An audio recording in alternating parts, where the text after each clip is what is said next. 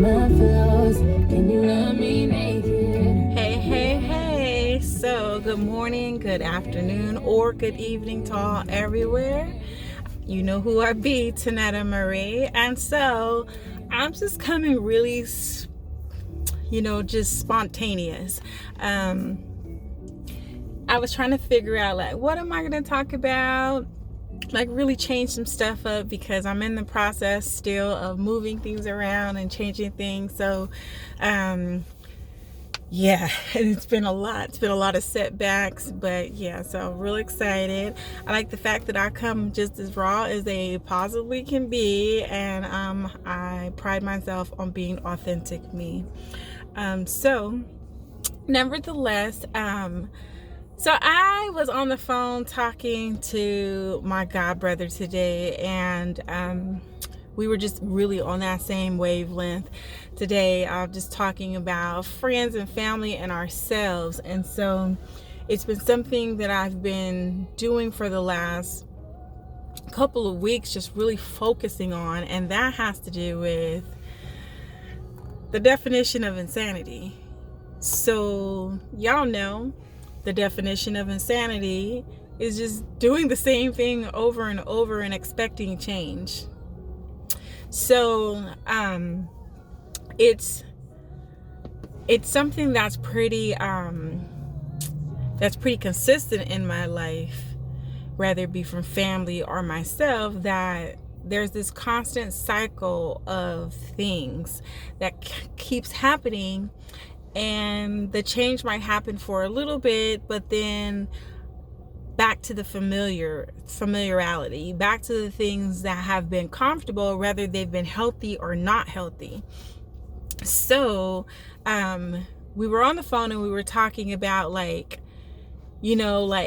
people who are complaining about the same things over and over and over, are telling us the same stories, the same excuses, the same whatever. And it's like, you know what? I said, I have to hold myself accountable, because these last couple of weeks I've been really going through a lot, and I've had to do question myself, ask myself, like, am I complaining about the same thing?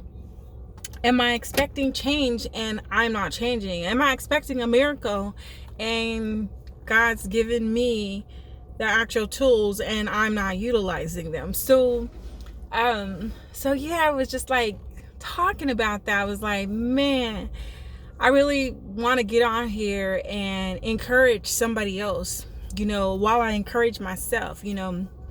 They say I'm a really good minister when you're a pastor, and when you're up there and you're giving your sermon, if you can give the message to yourself, then it probably is a really good message, without the intentions on it being about you, like you didn't write it for you.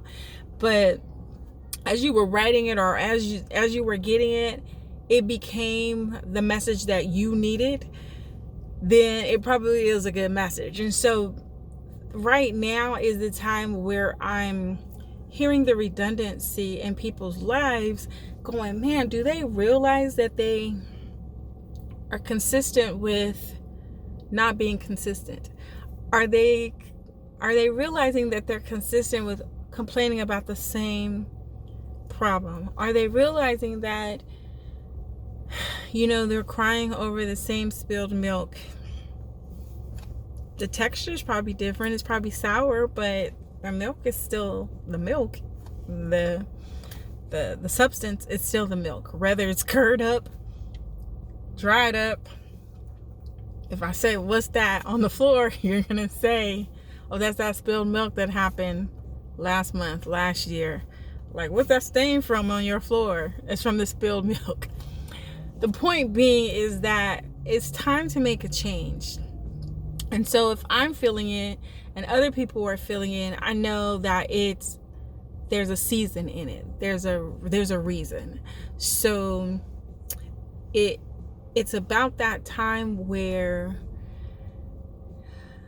you have to make changes. People are getting ready to make their New Year's resolutions.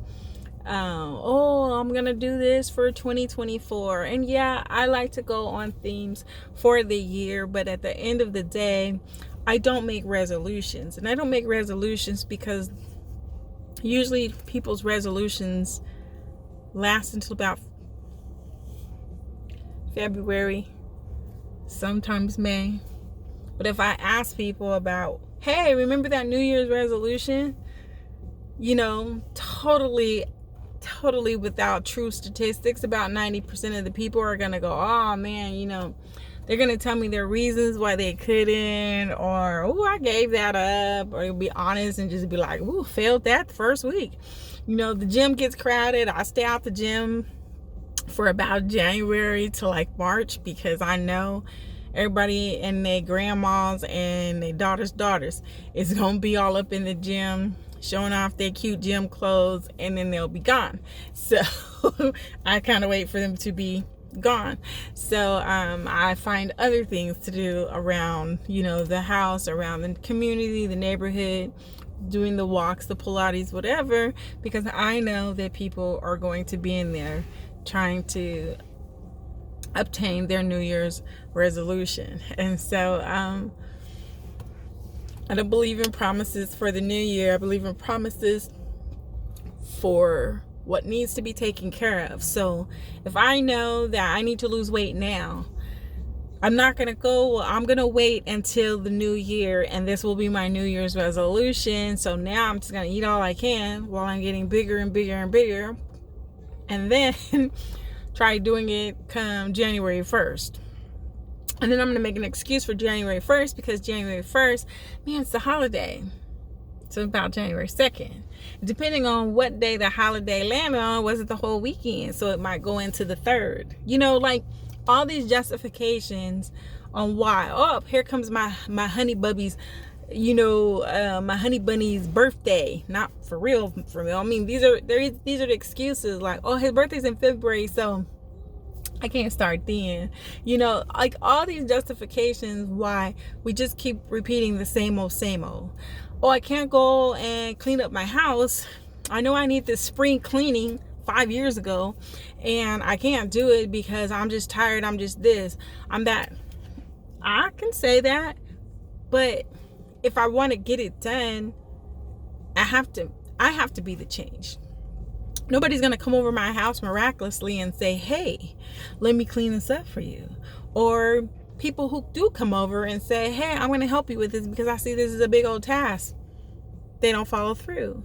So am I going to use them as my excuse? Well, my son didn't come and help me pick this up. My daughter didn't come pick up her stuff. My neighbor didn't get their stuff out my backyard. Whatever the excuse is, if I keep using that, then nothing changes. Nothing changes but the date, the day, the hour, the month of my complaining. That's the only thing that changes. The complaint is still the same. It's getting dark, y'all. The complaint is still the same.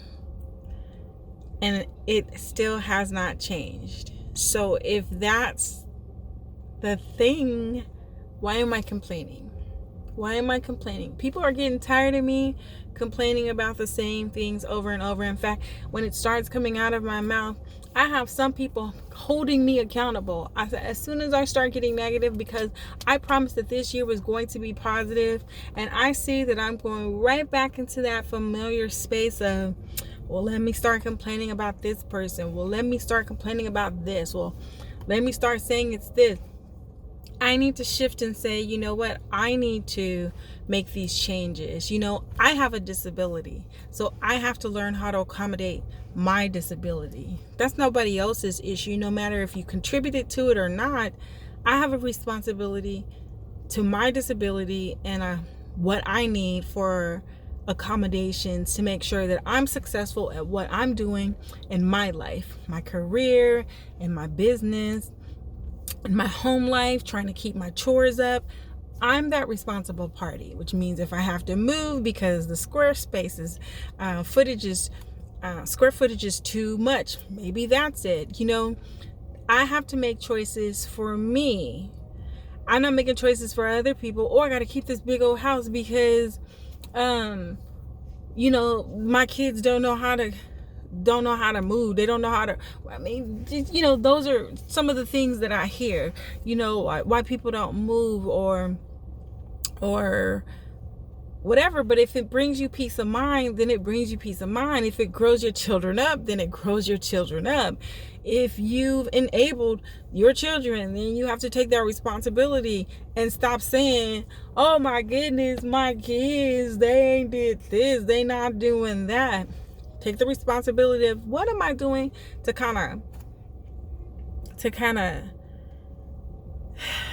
push them along or help them along the way, as opposed to what am I doing to enable them.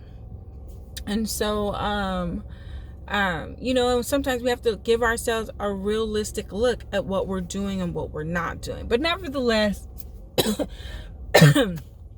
totally unscripted, totally just wanted to come on here and say, please stop spinning the same cycles. Stop spinning the same family curses.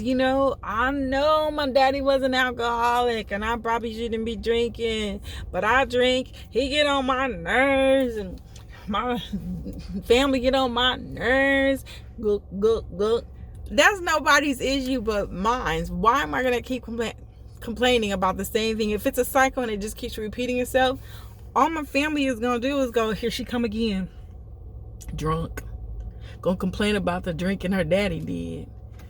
And tell us that she needs to stop. For the last 10 years. So, honestly, people are tired of hearing your story. They are tired of hearing your crap.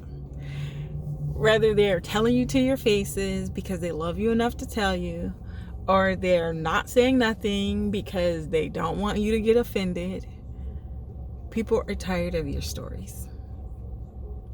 Even people who are trying to be there for you don't know what else to do, because you say it over and over and they come up with a plan for you, and then you retract and go back into that space.